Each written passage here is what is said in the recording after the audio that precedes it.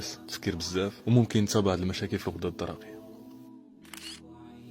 ودابا بعد ما عرفنا بعض الاعراض وبعض المسببات، كيفاش نقدروا نجنبوا هادشي؟ اللي نقدر نقول لك هو حاول تاخذ وقت كافي للنعاس، حافظ على صلاتك وكون ديما خاشع فيها، الرياضه والاكل الصحي، وما تعصبش على اتفه الحوايج قبل ما يفوت الحال وتلقى راسك كلشي ولا كيقلقك وبلا ما تحس. وراه صحتك النفسيه حتى هي مهمه كيف ما كنهتموا بصحتنا العضويه، دونك تهلا فيها انت من دابا.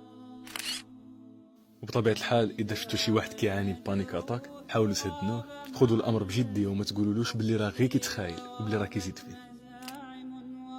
وصلتي حتى لهنا، شكرا على وقتك. بارطاجي الفيديو يوصل الناس اكثر، بزاف الناس يقدروا يكونوا كيعانيوا من هذه الاعراض وما عارفين شنو هي. عافانا الله واياكم، والسلام عليكم.